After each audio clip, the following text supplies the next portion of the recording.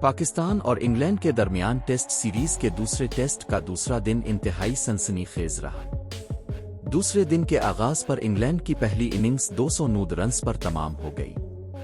England کی جانب سے نچلے نمبروں پر گس ایٹکنسن نے 6 چوکوں کی مدد سے 46 گیندوں پر پرعزم 45 رنز کی اننگز کھیلی اور علی عثمان کی گیند پر محمد علی کو کیچ تھما بیٹھے۔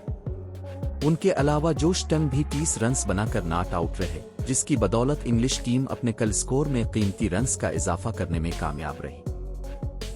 پاکستان کی پہلی اننگز میں بالنگ کا جائزہ لیا جائے تو محمد عباس سب سے نمایاں بالر رہے، جنہوں نے 20 اوورز میں 73 رنز کے عوض 4 وکٹیں چٹکائیں۔ محمد علی نے بھی باکمال بالنگ کرتے ہوئے 22 اوورز میں 86 رنز دے کر 3 کھلاڑیوں کو آؤٹ کیا۔ علی عثمان اور خرم شہزاد کے حصے میں ایک وکٹ آئی۔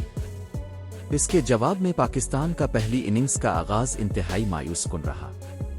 کپتان شان مسعود صرف 1 رن بنا کر جوفرا آرچر کی گیند پر وکٹ کیپر اسمتھ کو کیچ دے بیٹھے۔ عبداللہ شفیق بھی طویل جدوجہد کے بعد 42 گیندوں پر محض 5 رنز بنا کر جوش ٹنگ کا شکار بنے۔ تاہم نوجوان اوپنر اذان اویس نے کریز پر جم کر کھیلنے کی کوشش کی اور 7 چوکوں کی مدد سے 102 گیندوں پر 46 رنز کی مقاومت بھری اننگز کھیلی، لیکن وہ بھی اولا روبنسن کی گیند پر گے کو کیچ دے کر پویلین لوٹ گئے۔ پاکستانی مڈل اور لوئر آرڈر انگلش پیسرز کی شارپ بالنگ کے سامنے بالکل ریت کی دیوار ثابت ہوا۔ بابر اعظم صرف 8 رنز بنا کر جوش ٹنگ کی گیند پر کاکس کو کیچ دے بیٹھے۔ سعود شکیل نے 4 چوکوں کی مدد سے 16 رنز بنائے، جبکہ محمد رضوان 7 رنز بنا سکے۔ ان دونوں کو اولا روبنسن نے LBW کر کے پاکستان کو گہرے بحران میں دھکیل دیا۔ نچلے نمبروں پر بھی کوئی بیٹر گراؤنڈ پر نہ ٹک سکا۔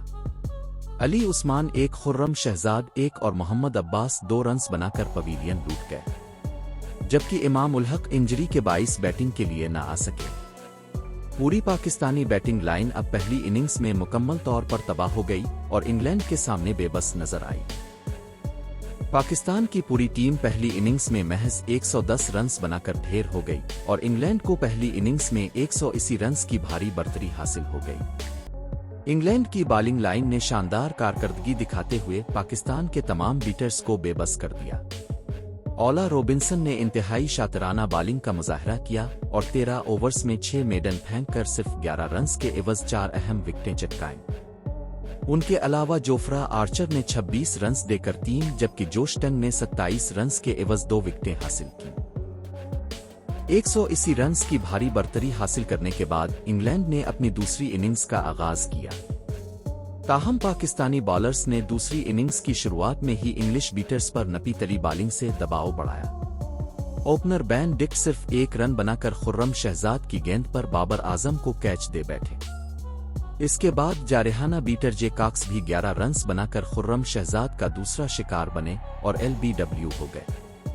انگلینڈ کے کپتان جو روٹ نے کچھ رنز جوڑے، لیکن وہ بھی 24 رنز بنا کر محمد علی کی گیند پر LBW ہو گئے۔ اس کے باوجود اوپنر ایمل گے نے 31 رنز اور ہیری بروک نے 7 رنز کے ساتھ کریز سنبھالی ہوئی ہے۔ انگلینڈ نے دوسرے دن کا کھیل ختم ہونے تک اپنی دوسری اننگز میں 22 اوورز میں 3 وکٹوں کے نقصان پر 81 رنز بنا لیے ہیں اور یوں ان کی کل برتری 261 رنز تک پہنچ چکی ہے۔ انگلینڈ کی گرنے والی وکٹوں میں پہلی وکٹ صرف 1 رن پر بین ڈک، دوسری 13 کے اسکور پر جے کاکس اور تیسری وکٹ 60 کے مجموعی اسکور پر جو روٹ کی صورت میں گری۔ پاکستان کی جانب سے دوسری اننگز میں خرم شہزاد نے 8 اوورز میں 26 رنز دے کر 2 وکٹیں حاصل کیں، جبکہ محمد علی نے 6 اوورز میں 27 رنز دے کر 1 وکٹ چٹکائی۔ محمد عباس نے 8 اوورز میں 27 رنز دیے، لیکن انہیں فی الحال کوئی وکٹ نہیں مل سکی۔ میچ میں انگلینڈ کی گرفت انتہائی مضبوط ہو چکی ہے اور 261 رنز کی بھاری برتری کے ساتھ پاکستان کے لیے اس ٹیسٹ میں واپسی ایک نادھل چیلنج بن چکی ہے۔ تیسرے دن پاکستانی بالرز کو انگلش اننگز کو جلد از جلد سمیٹنا ہوگا تاکہ چوتھی اننگز میں ایک ممکنہ ہدف کا تعاقب کیا جا سکے۔